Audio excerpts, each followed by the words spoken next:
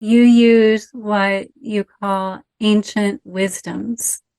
What in the native Hawaiian culture, what are some of those ancient wisdoms? I know I've studied many different, but this is one that I've not had the opportunity to dive into. So I'm like eager to really learn more about Hawaiian shamanism, if you can share.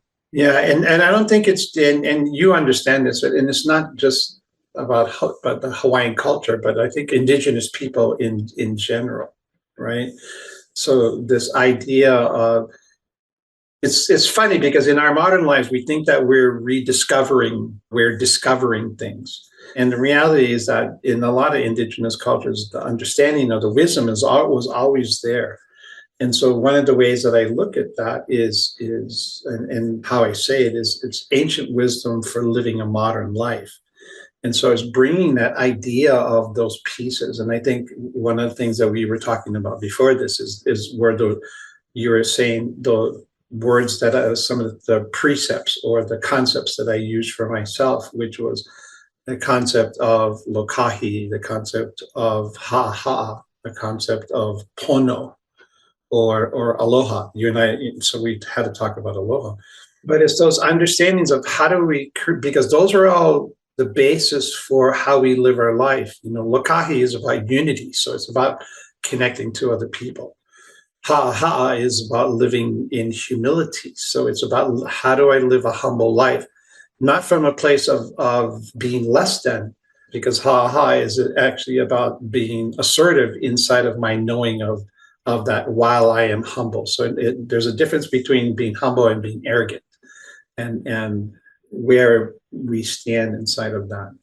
And then pono, which is a really amazing concept, and pono is the idea of right action. And so, you know, I know that the theme that and what you guys are talking about is about authenticity. So when I watched the podcast last week, you guys were really talking about that authenticity and that the idea of pono, which is right action, right? We're not being, or I don't know how to say this. Maybe the way to say this is to tell a story. That's a good way to do this. Love stories. When I lived in New Zealand for a few years, and I knew I was going to go down there. Before I went down there, when I got invited to go, I thought it was great. I went for 3.5 months and ended up living there for 5.5 years, which was a really interesting process. Right after I got there, soon after I got to New Zealand, I heard and got told that I was supposed to meet this Maori healer who was very well known there. There were things that were happening in my life, and I have so many stories because there were so many things that happened while I was there. But the point is, I didn't get to meet him until he had passed. Let's just put it that way. He had transitioned out of his body. And after he transitioned out of his body, I was introduced to one of his students who had been studying with him for a really long time. That was my first mentor. He became my student. And we had a group of people that were they call it a ropu, which is a group of healers that work together. And so we were studying the Maori wisdom and the healing understandings and the spirituality of all of that. And inside of our group, there was a woman who was a medium. And so one day, her name was Peg, and one day she walked up to me and she said, "Papa wants to talk to you." And as soon as she said that, I understood that Papa had already transitioned, and he'd been transitioned for 2 years, but she said he wants to talk to you. I said, okay. I was at that point in my life where when things started happening like this, I wasn't surprised anymore. I just said, all right, I'm just going to go with this, right? And so I would come and we would sit at her kitchen table and we would chat, and Papa would talk to me through her. So he would talk to me about what I was doing. He helped me introduce me to some of my ancestors, and he would bring people in to talk to me and tell me about things that were going on through Peg, and as I was understanding the pieces inside of that.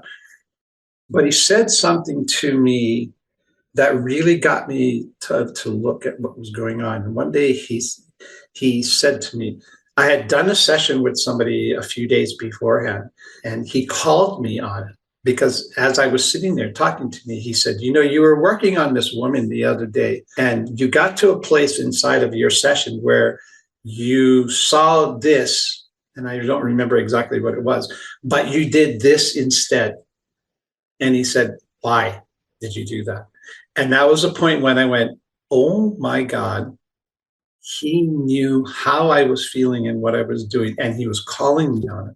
And that was the point when and he said, you have to realize that we're always watching. That was the day that I really got to understand that my ancestors were working through me to do the work that I had, and that they were there. And so in order for me to do that work, I had to show up in a way where I was pono, I was in right action with everything, right?